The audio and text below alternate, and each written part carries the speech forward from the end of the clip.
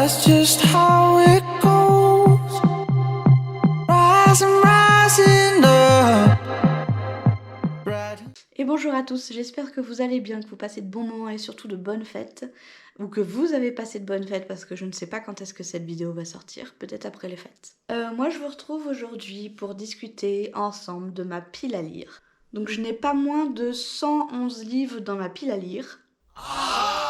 Et alors il faut savoir que je ne reçois aucun service presse, je ne suis partenaire d'aucune maison d'édition.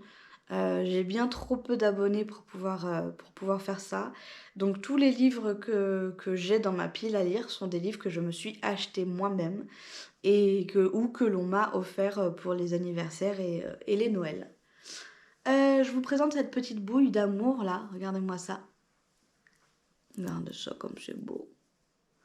Elle va faire la vidéo avec nous. Eh oui, hein, ma Blue Moon. Ouh, choucou, choucou, choucou, chou. Oh, ok, je te fais chier. Ok, donc aujourd'hui je vous présente pas mal de livres. Je vais voir si je coupe la vidéo en deux pour pas que ça fasse trop long. À savoir que je vais vous présenter petit à petit toute ma pile à lire, donc en plusieurs vidéos. Elle se trouve derrière moi, pour le coup. Voilà. Donc petit à petit, je vous présenterai un casier par-ci par-là. Alors excusez-moi si je parle un peu du nez ou si de temps en temps je tousse ou que je renifle, mais je suis malade. Et oui, avant les vacances, il faut bien tomber malade.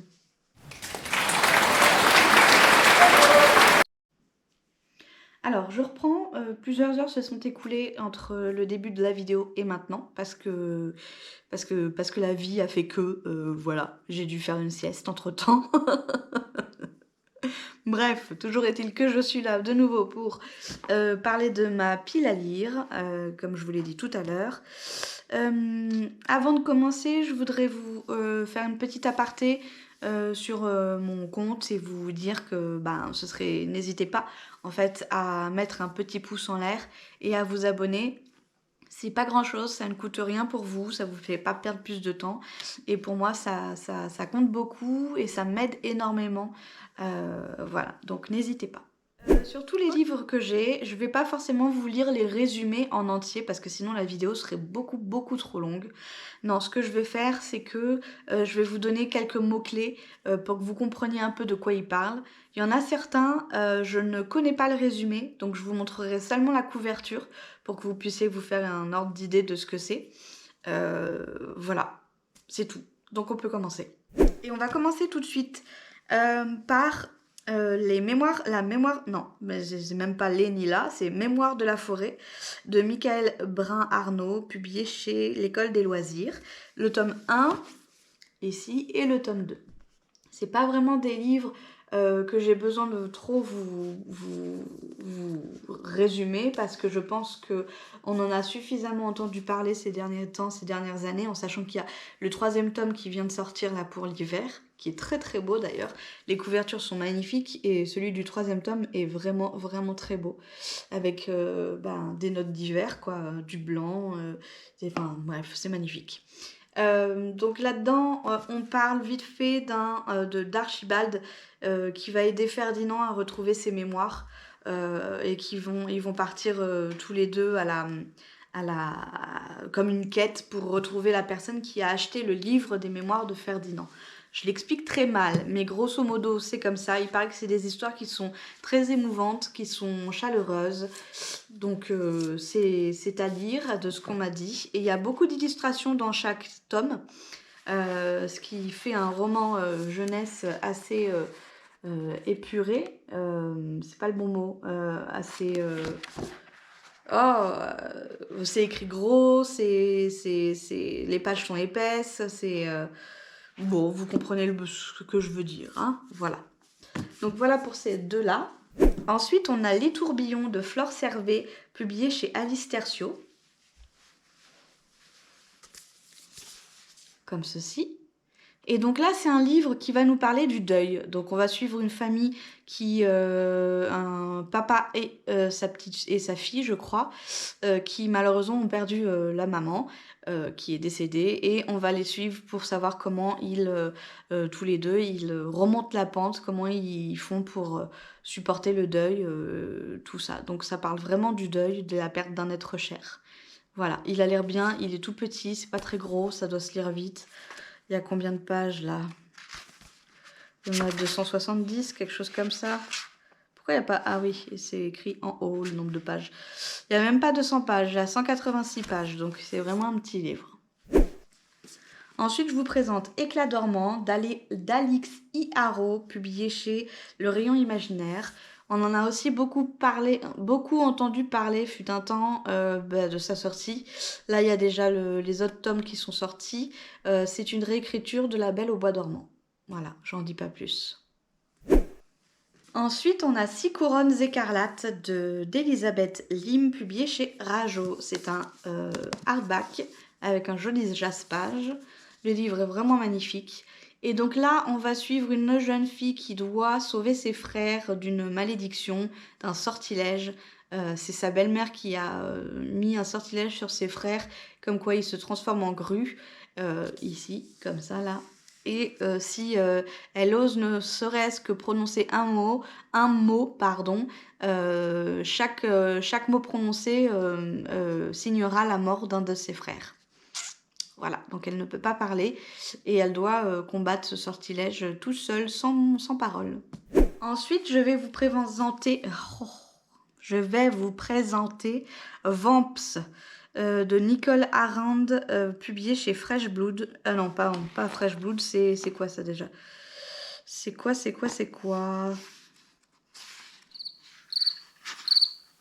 Ah!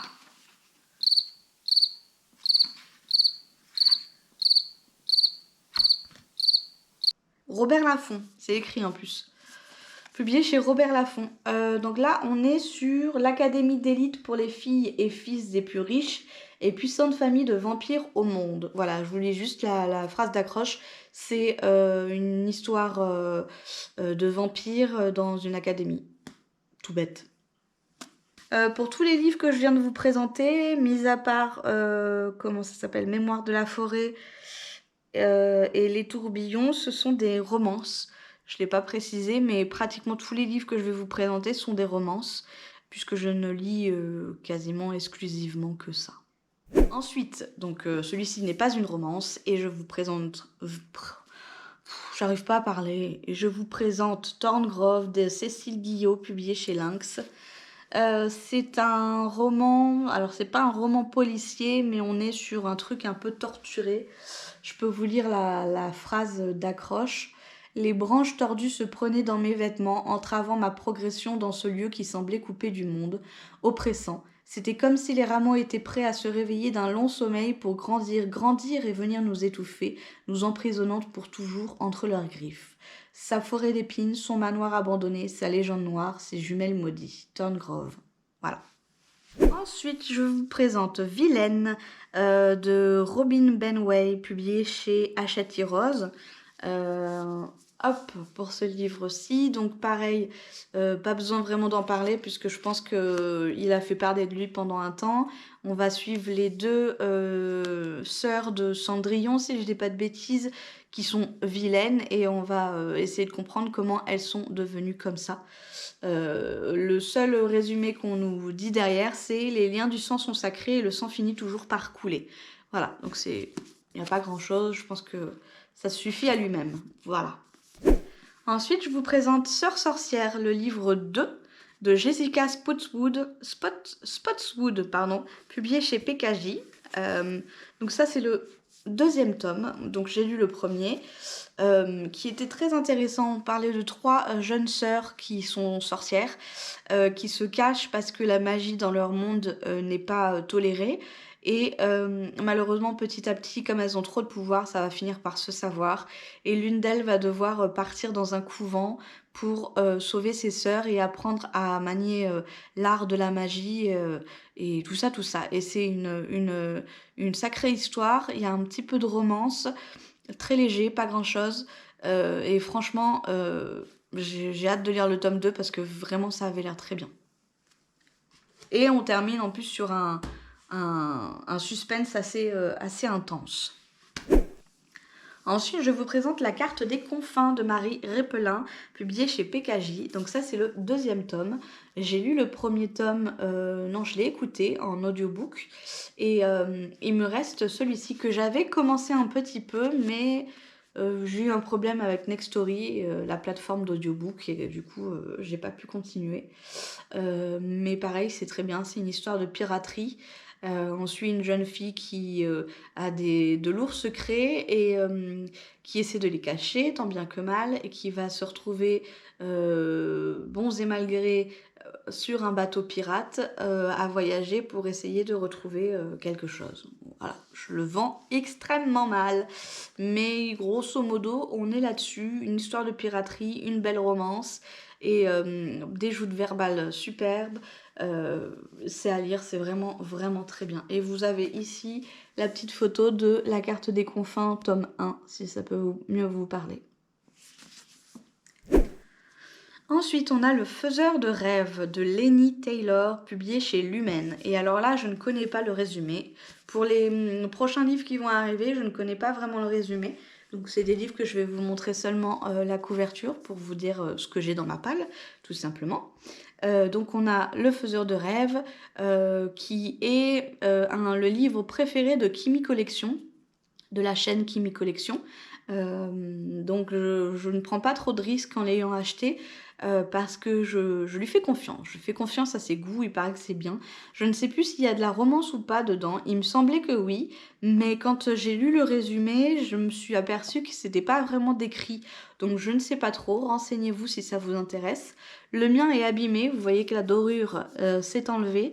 Voilà, c'est Vinted, hein. Des fois on achète des livres qui sont pas nickel, mais c'est pas grave, ça vaut le coup parce que mine de rien, ça coûte de l'argent tous ces livres. Voilà. Ensuite, je vous présente Il était une fois un cœur brisé de Stéphanie Garber, publié chez De Saxus. Et donc, ce que je peux vous dire sur ce livre, je peux vous donner les avis des autres autrices qui l'ont lu ou auteurs, en sachant que c'est un livre à 13 ans et plus pour la lecture. Voilà, je sais pas s'il y a des trigger warnings, mais c'est à partir de 13 ans. Donc on nous dit un mélange éblouissant de mystère, de romance et de magie, un voyage sucré et empoisonné dans un monde vibrant d'intrigues, de contes de fées, de romances et de magie interdite. Éblouissant du début à la fin avec la magie qui suinte de chaque page, la lecture d'Il était une fois un cœur brisé m'a donné l'impression d'être emportée dans le plus magnifique des contes de fées avec un mélange parfait de fantaisie et d'enchantement. La nouvelle série de Stéphanie Garber est à ne pas manquer. Voilà pour ce livre. Ensuite, on a Serpent Adove de Shelby Mahurin, ou Mahurin, je ne sais pas le prononcer, publié chez De Saxus, qui est une bonne brique quand même, hein. Il y a quand même pas mal de pages. Pareil pour lui, je ne sais plus de quoi ça parle, je sais qu'il y a une romance dedans, mais je pourrais plus vous dire exactement de quoi il parle. Voilà. Je sais qu'il y a les tomes d'après qui sont déjà sortis, c'est tout ce que je sais. Ensuite, on a La chasseuse et l'alchimiste d'Alison Saft, publié chez Big Bang. Donc là, on va suivre une chasseuse. Excusez-moi. Donc on va suivre une chasseuse qui part dans une espèce de quête avec un alchimiste pour je ne sais plus quoi exactement. On nous dit le Hala, créature mythique, a refait son apparition. La glorieuse chasse du croissant va se lancer. Voilà, tout ce que je sais pour celui-ci. Ensuite, on a Le Royaume des damnés de Kerry Maniscalco, publié chez De Saxus. Pareil, pour celui-ci, je ne connais pas exactement le résumé. Ce que j'en sais, c'est que c'est deux sœurs jumelles, Emilia et Victoria, qui sont des sorcières, et il y en a une qui va se faire tuer, et donc l'autre, elle va essayer de résoudre le mystère de sa mort, et il va y avoir tout plein de choses là-dedans. Je sais pas si c'est un truc de pirate ou pas, j'ai un doute. Je pense pas. Dites-moi si vous l'avez lu, ce que vous en avez pensé et de quoi il parle réellement. Voilà. Ensuite, on a Les fiancés de l'hiver de La Passe Miroir, de Christelle Dabos, publié chez Paul Fiction. Je ne sais pas non plus de quoi il parle. Et alors pour le coup, je ne sais pas du tout, mais du tout de quoi il parle pour celui-ci. Je sais qu'il y a eu d'autres tomes qui sont sortis. C'est tout. Voilà. Ensuite, Beautiful Revenge de Lina Reyes, publié chez HarperCollins. Donc c'est du new adulte. New adulte, c'est comme la new romance, si je dis pas trop de bêtises.